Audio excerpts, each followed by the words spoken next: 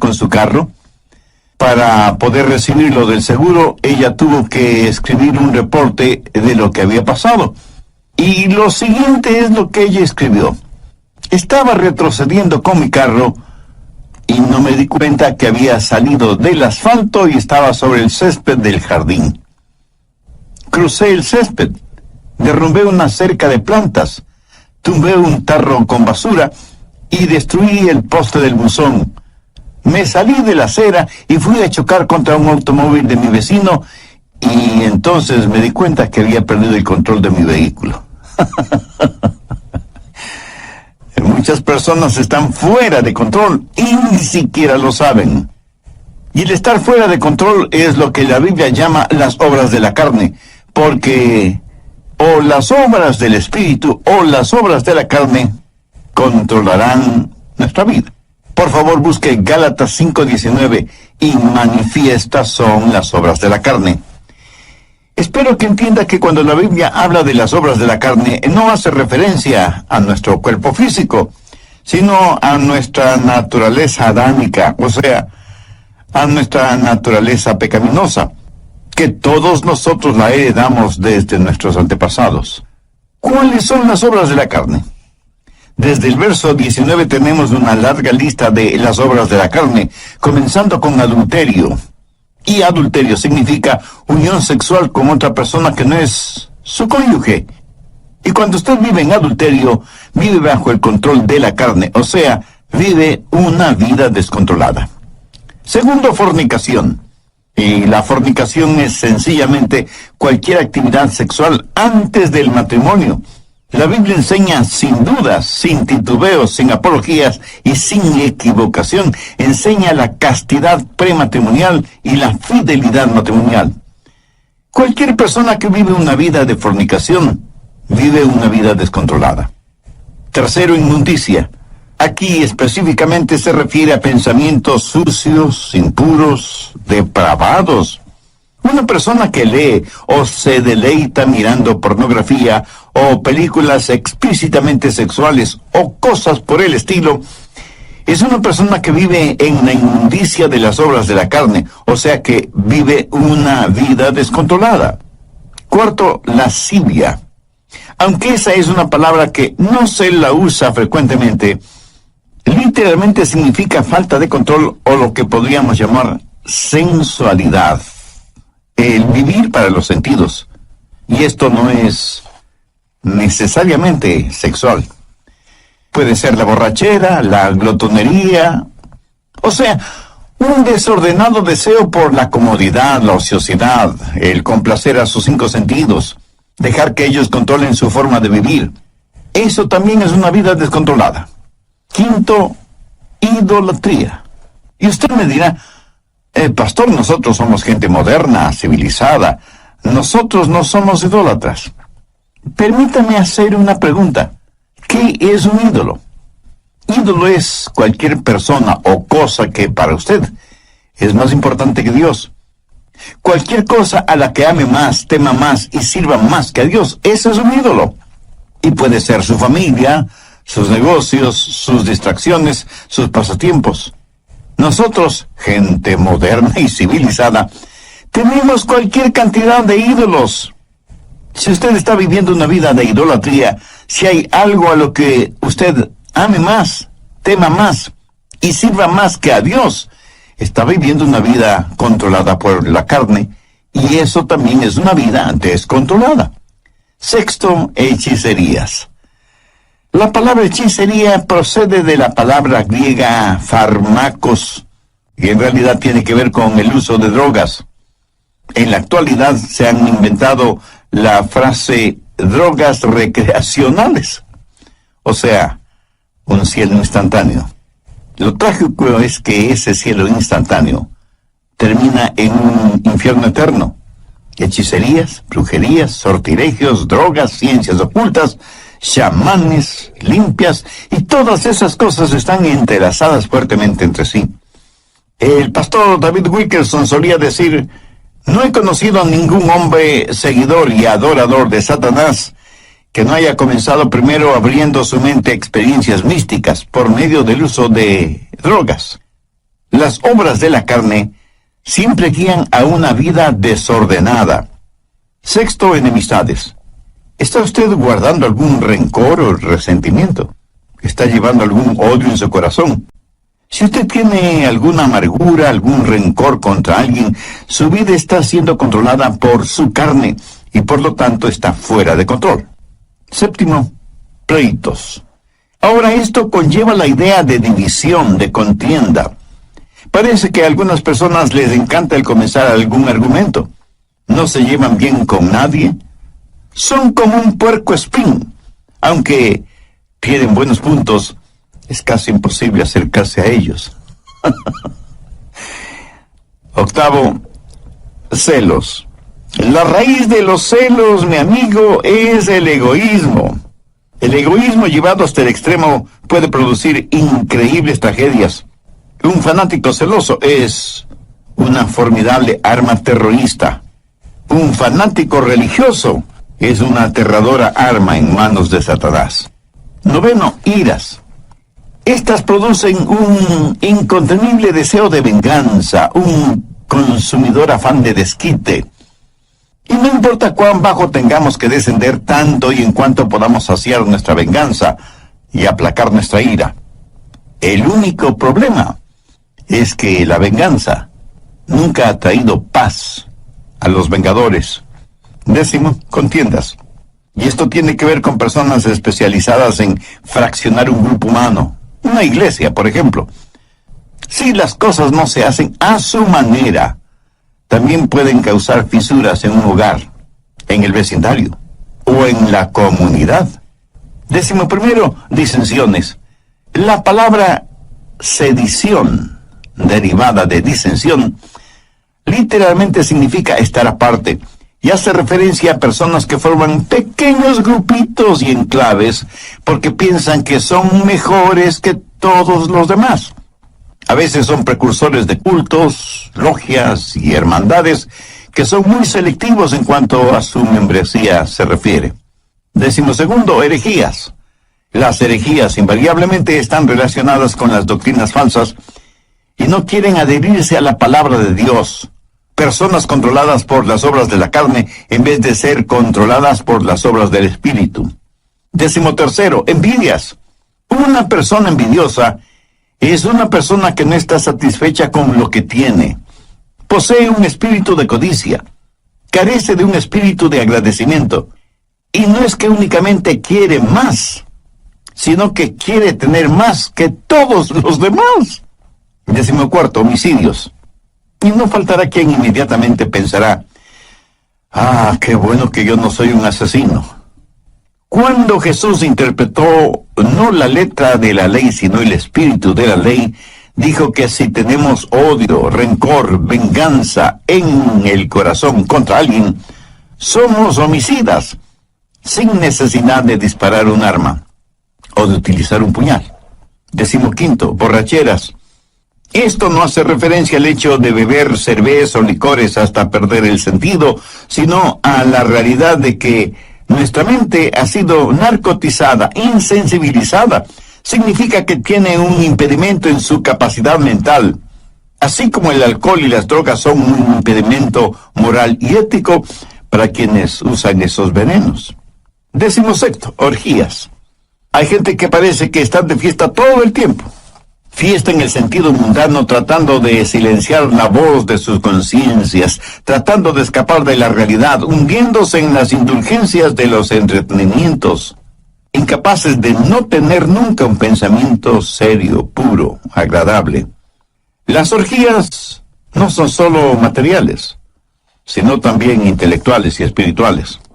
Pablo termina esta lista diciendo, y cosas semejantes a estas. Está diciendo que todas estas son señales de una vida no controlada por el Espíritu, o sea, una vida fuera de control. ¿Cuál es el resultado? Tiempo perdido, cuerpos debilitados, pensamientos torcidos y vidas totalmente destrozadas. Gálatas 5:22 dice, mas el fruto del Espíritu es amor, gozo, paz, paciencia, benignidad, bondad, fe, mansedumbre, templanza. Contra tales cosas no hay ley. La palabra templanza significa estar bajo control. pero en este caso, estar bajo control del Espíritu Santo.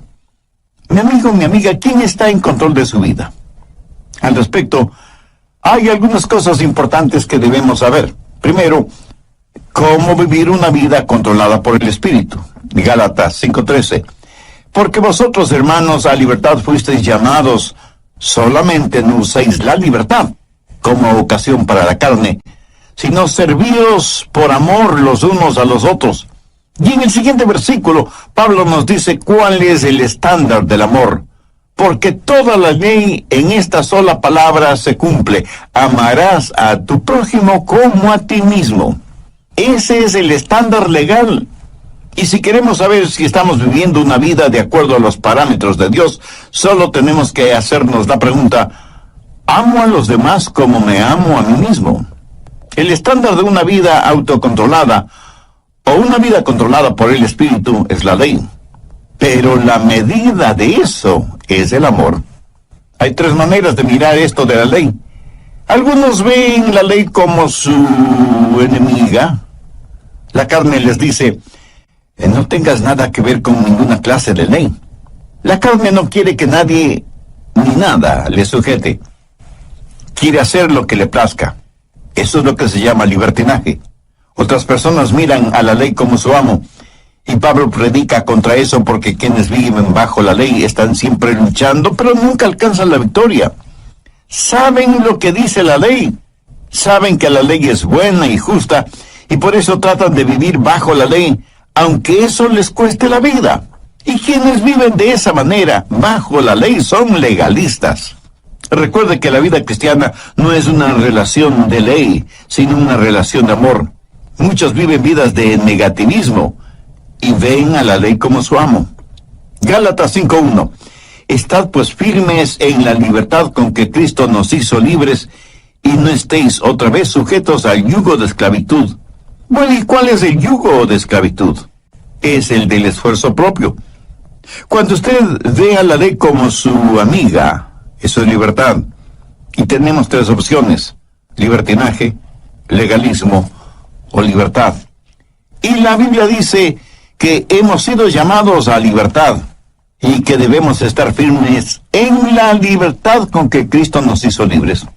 Ahora escúcheme atentamente. Libertad no es hacer lo que se nos antoja. Nadie es verdaderamente libre hasta que no sepa lo que es control. Yo no sé interpretar música en ningún instrumento musical, lo cual me pone triste a mí, pero eso le alegra a muchas personas. Ahora, suponga que quiero tocar el piano y tan pronto me siento frente al piano, sé que ese piano está regulado por ciertas leyes. Y solo las personas que han aprendido esas leyes musicales son las que pueden hacer surgir melodías de ese piano. El salmista dijo, tus estatutos han sido mi canción en el día de mi peregrinaje. Cuando la Biblia dice que tenemos una vida de libertad, y esa libertad está controlada por el Espíritu, recién y solo entonces sabremos lo que es la verdadera libertad. Pero ¿cómo tener ese control, esa disciplina en nuestras vidas? No por medio del libertinaje, sino por medio de la libertad en el Espíritu. Nuestras vidas necesitan estar bajo control, pero no bajo nuestro propio control, porque eso lo único que producirá será libertinaje, sino bajo el control del Espíritu para tener libertad. Pero aún el parámetro de la libertad no es suficiente. Necesitamos fortaleza. ¿Dónde tener la fortaleza para vivir una vida controlada por el Espíritu? Bien, veamos Gálatas 5, versos 16 y 17. Digo pues, andad en el Espíritu, y no satisfagáis los deseos de la carne, porque el deseo de la carne es contra el Espíritu, y el del Espíritu es contra la carne, y estos se oponen entre sí, para que no hagáis lo que quisierais. Verá, parte de mi naturaleza es carnal, y parte de mi naturaleza es espiritual, cuando he nacido de nuevo. Y estas dos naturalezas están dentro de mí, y lo mismo pasa en usted, ¿verdad? Y el Espíritu Santo dice a nuestro espíritu, vive para Dios y vive victoriosamente. Es una especie de guerra civil dentro de nosotros. Y por nosotros mismos no podemos tener la victoria. Entonces, ¿qué hacer? Verso 16. Andad en el Espíritu y no satisfagáis los deseos de la carne. Note que no dice satisfaced los deseos de la carne para que podáis andar en el Espíritu. Eso es legalismo. Y es el sendero por el cual caminan millones de seres humanos. Si alguna lección espiritual he aprendido y sigo aprendiendo, es que no puedo caminar en el Espíritu si lo que me interesa es complacer los deseos de la carne. La santidad no es el camino hacia Cristo. Cristo es el camino hacia la santidad. ¿Dónde conseguir esa clase de fortaleza? Gálatas 5:18. Pero si sois guiados por el Espíritu, no estáis bajo la ley. El ser guiados por el Espíritu significa que yo voluntariamente busco la guía del Espíritu porque quiero caminar voluntariamente en el Espíritu. El estándar de la ley de Dios se manifiesta en el amor, y la fortaleza para esto es si caminamos en el Espíritu. Por lo tanto, la vida controlada por el Espíritu es el caminar en el Espíritu. Y todos sabemos lo que significa caminar, ¿no es cierto? Pero pensemos sobre esto un poquito más. Primero, el empezar a caminar. Un viaje de 1 kilómetro o de miles de kilómetros empieza con un paso. Voy a caminar de aquí hasta allá. Ahora, el comenzar a caminar es un acto de mi voluntad. Pero escúcheme, la vida controlada por el Espíritu, la vida espiritual disciplinada, no se vive por el poder de la voluntad, sino que se la vive por el poder del Espíritu Santo. Pero usted debe decidir. Y yo no puedo decidir por usted. Nadie, absolutamente nadie puede decidir por usted. Es algo que solo usted puede decidir. Y puede decir, voy a vivir guiado por el Espíritu. Veamos Efesios 5:18.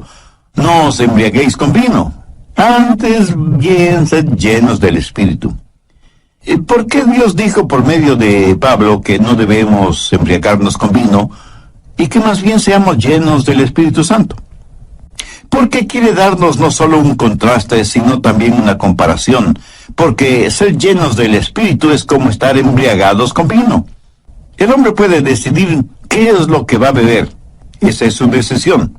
Pero una vez que decide qué beber, lo que bebe toma control de él. ¿Lo entiende? Cuando está borracho, está bajo la influencia, bajo el control de aquello que bebió. Así que por un acto de su voluntad, usted decide ser lleno del Espíritu. Pero una vez que eso se hace realidad, es el Espíritu Santo el que tiene control sobre usted. Ahora usted está lleno no de vino, sino del Espíritu Santo. Es el comienzo de su caminar espiritual. ¿Cómo calificaría usted su caminar actual? ¿Carnal o espiritual? Si su caminar aún es carnal, no quisiera caminar. Hoy, el doctor Adrian Rogers, en la voz del pastor Lenín de Llanón, nos entrega la segunda parte de su mensaje, Cómo tener una vida controlada por el Espíritu. Desde el programa anterior estamos estudiando cómo tener una vida controlada por el Espíritu, teniendo como base bíblica lo que el apóstol Pablo dice en Gálatas 5, desde el verso 19 hasta el 23, y manifiestas son las obras de la carne, que son adulterio, fornicación, inmundicia, lascivia, idolatría, hechicerías, enemistades, pleitos, celos, iras, contiendas, disensiones, herejías y cosas semejantes, acerca de las cuales os amonesto, como ya os lo he dicho antes, que los que practican tales cosas no heredarán el reino de Dios. Mas el fruto del Espíritu es amor, gozo, paz, paciencia, benignidad, bondad, fe, mansedumbre, templanza. Vimos también algo detalladamente el significado de estas obras de la carne, e hice énfasis en primer lugar en cómo vivir una vida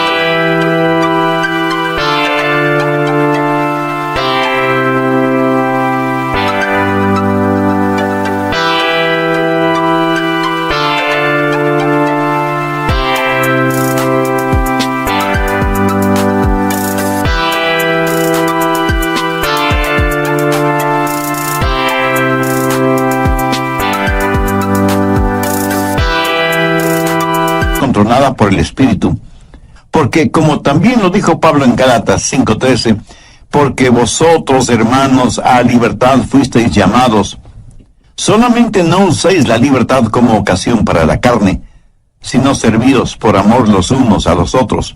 Y en el siguiente versículo, Pablo nos dice cuál es el estándar del amor, porque toda la ley en esta sola palabra se cumple: amarás a tu prójimo como a ti mismo. Bien, continuemos. Segundo, la circunferencia de su caminar. ¿Qué significa caminar en el Espíritu? Note que no dice caminar con el Espíritu. Tampoco dice caminar siguiendo al Espíritu. Claramente dice andad en el Espíritu. Para mí, eso significa que el Espíritu debe ser la circunferencia de su caminar.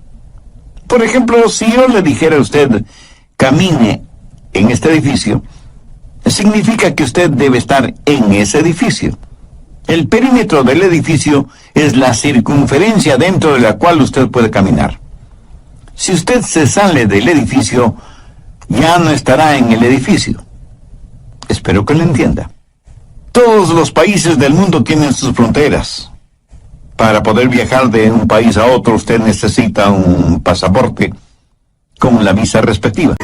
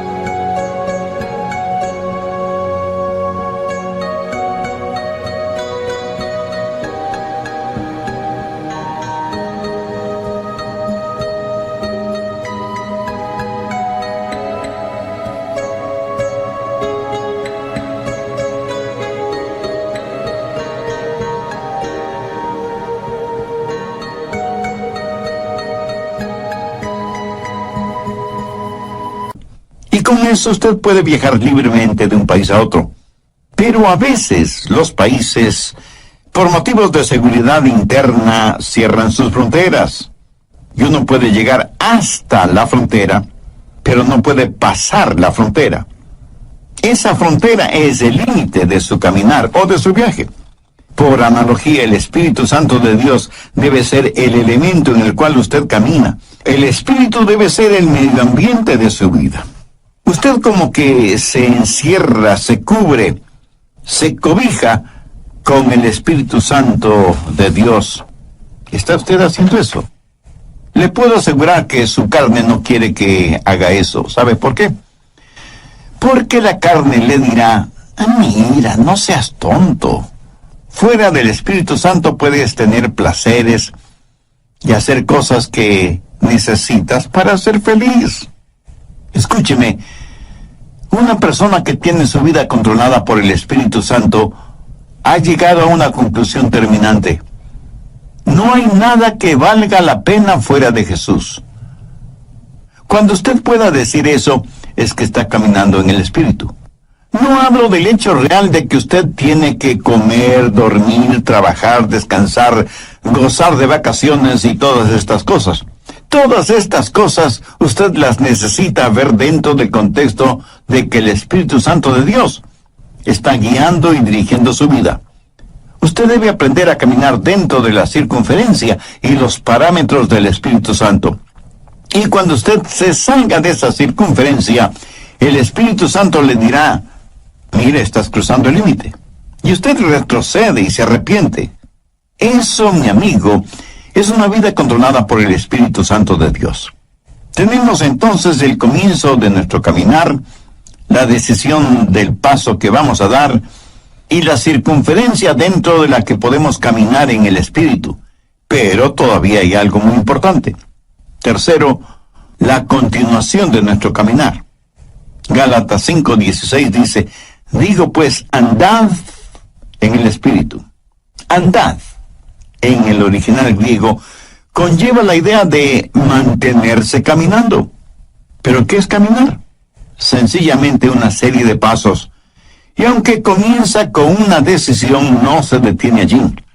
La vida controlada por el Espíritu es una crisis que comienza con "lo haré", pero es seguida por un proceso realizado un paso a la vez. Lo dije ya hace algunos minutos. Un viaje de 1 kilómetro o 1000 kilómetros comienza con el primer paso.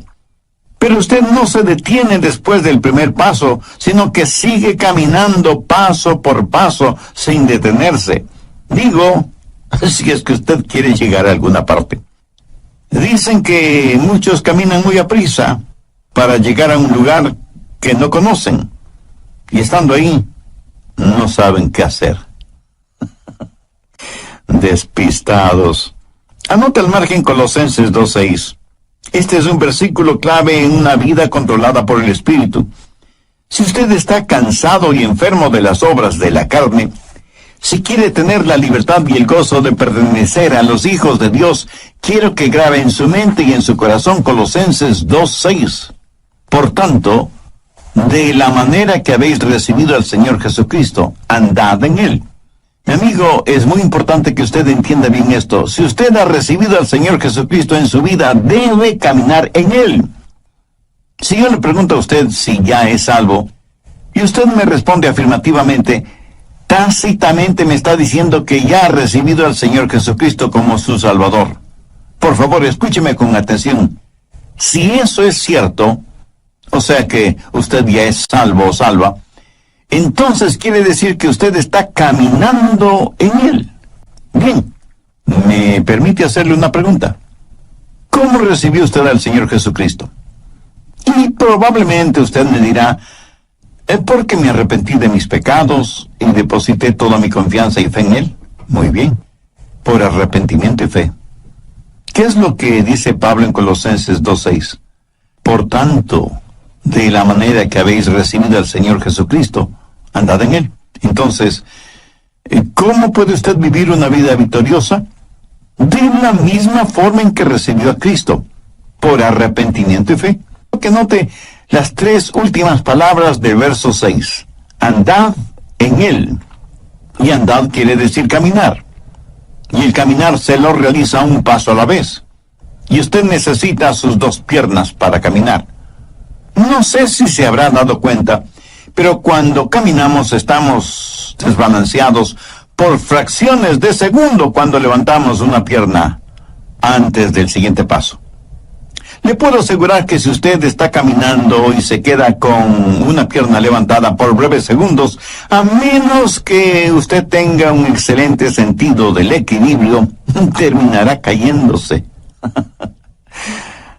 Así que ya puede ver la importancia de sus 2 piernas al caminar. Ahora, ¿cuáles son las 2 piernas de la vida cristiana? Arrepentimiento y fe. Pablo dice enfáticamente que si por arrepentimiento y fe hemos recibido al Señor Jesucristo, en arrepentimiento y fe debemos caminar en Él.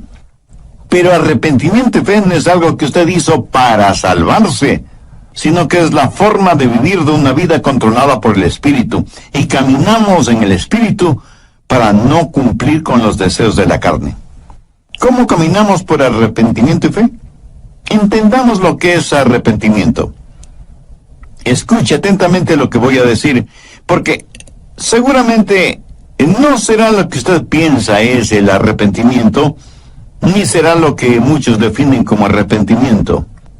Arrepentimiento es la manera en que Dios se revela a nosotros, y fe es la manera en que Dios nos revela a Jesús. Y quiero que entienda bien esto, por eso vale la pena repetirlo. Arrepentimiento es la manera en que Dios se revela a nosotros, y fe es la manera en que Dios nos revela a Jesús. Arrepentimiento es cuando yo veo que estoy en bancarrota espiritual, y fe es cuando veo la gloria de Él. Cuando usted se salvó, cuando yo me salvé, lo hicimos por arrepentimiento y fe. Permítame compartir un poquito de mi testimonio personal. Cuando no era más que un muchachito, un jovencito,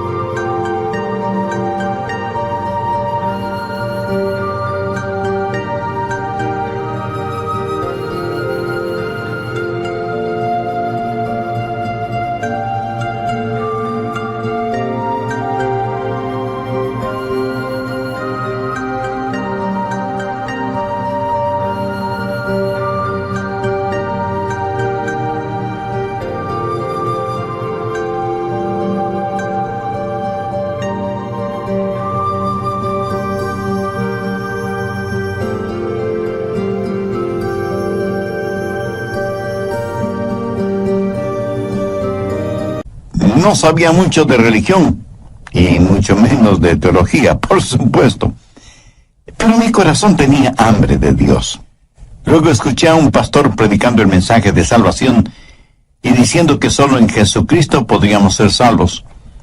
Hice esa decisión y le entregué mi corazón y mi vida al Señor Jesucristo. Le entregué todo lo que sabía de mí a todo lo que sabía de Él. Y francamente debo reconocer que yo sabía muy poco sobre mí mismo. Y obviamente muy poco sobre Jesús. Hasta ese momento no me había dado cuenta cuán pecador era. Y muchísimo menos, cuán glorioso era Jesucristo. Por eso digo que le entregué todo lo que sabía de mí a todo lo que sabía de Él. Pero desde entonces aprendí mucho acerca de mí. Y lo que aprendí acerca de mí no era muy agradable, que digamos. Y aprendí mucho acerca de Jesús, y Él es mejor, muchísimo mejor de lo que yo pensaba que era. Y porque recibí a Cristo con arrepentimiento y fe, comencé a caminar en Él. ¿Sabe por qué? Porque cada día aprendo más sobre mí. Y mientras más aprendo sobre mí, más tengo de qué arrepentirme.